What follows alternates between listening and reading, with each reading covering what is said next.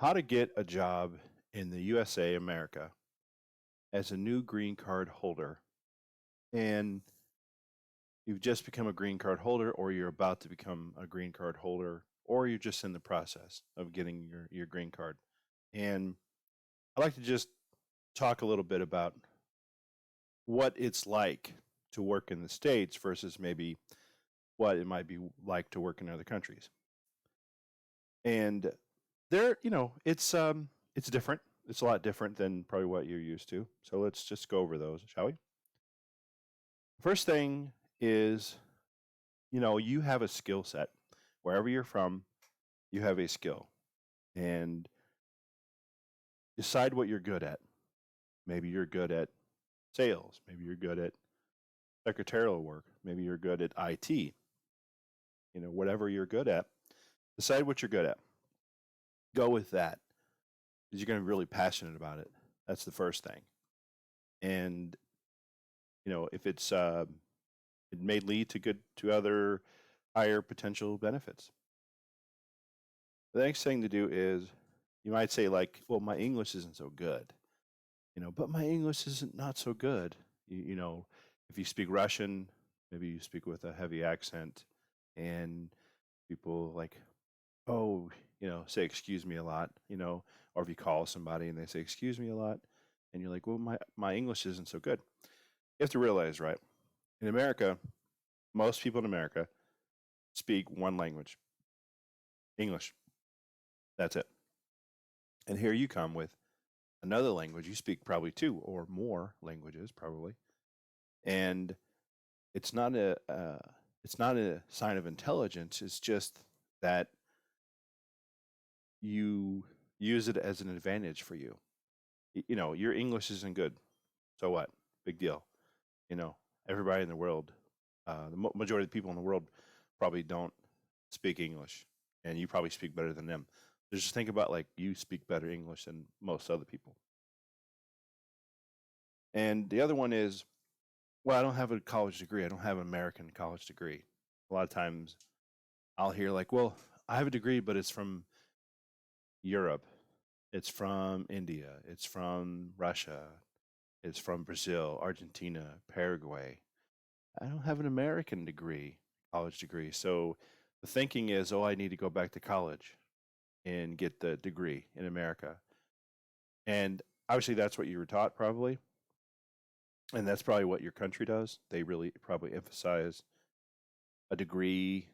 And so that's what you've been taught. So you think, oh, okay, I need to get a job to be a nurse or to be a teacher or to be an IT person, for instance, IT. Oh, I need a college degree. And truth of the matter is you don't. A lot of jobs you don't need a degree just to get the job. IT being one of them, actually. So you might see you went on an interview and they didn't hire you. So you probably went on one interview. You went on one interview. Strength in numbers, that's what I always say. And if you just went on one interview and you say, well, they didn't hire me. Well, try again. That's what it's about. There's maybe something they didn't like about you as a technical perspective.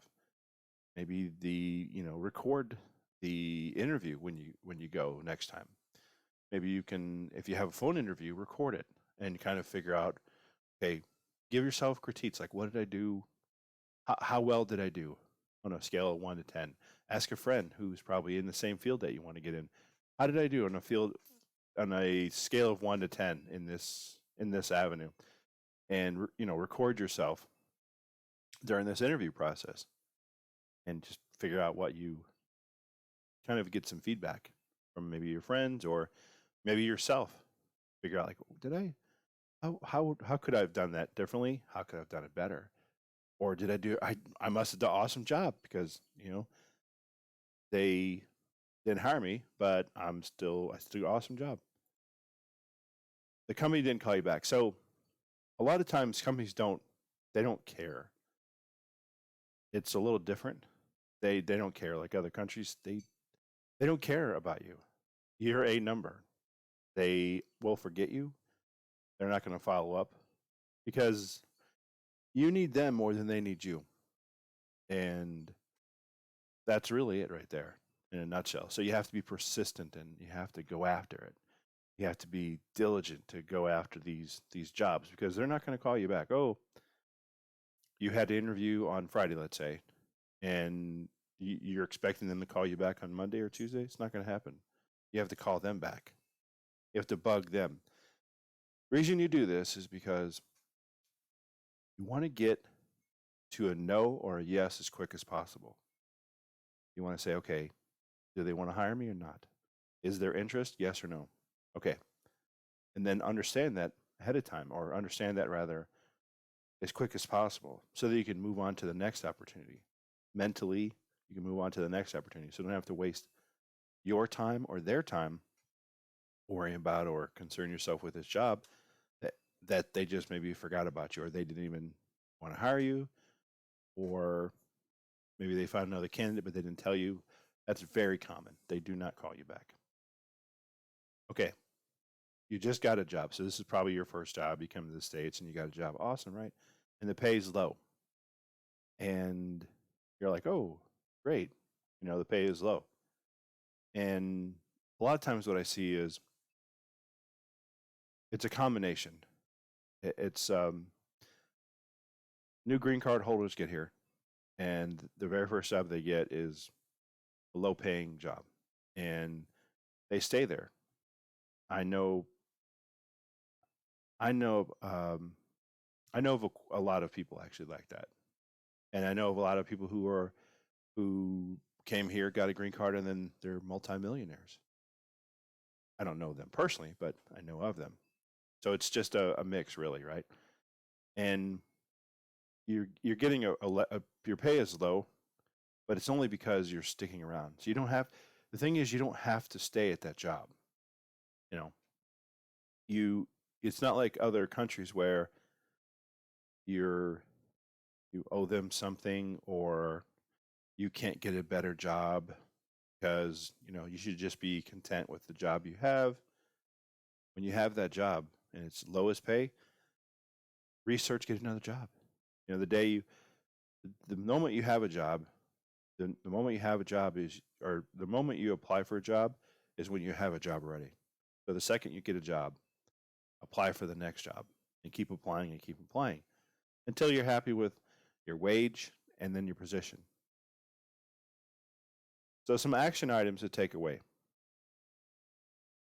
One is list 50 skills that you have, whatever they are. Okay, you have 50 skills, and those skills could be you're very meticulous, you're very organized. Put that down.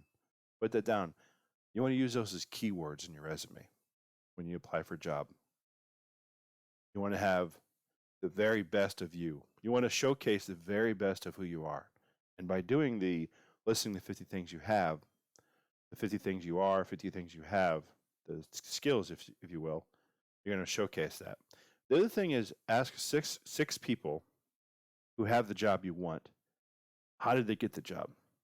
And if you don't know 6 people, the internet is your friend. Just go on, I guess, Instagram or Twitter. There's a lot of forums out there. You can just ask those questions on, or just happen to search on LinkedIn and look for a person who works at that job you want to get and just happen to add them as a friend or start chatting with them. Hey, how are you doing? I am interested to work there. What's it like to work there?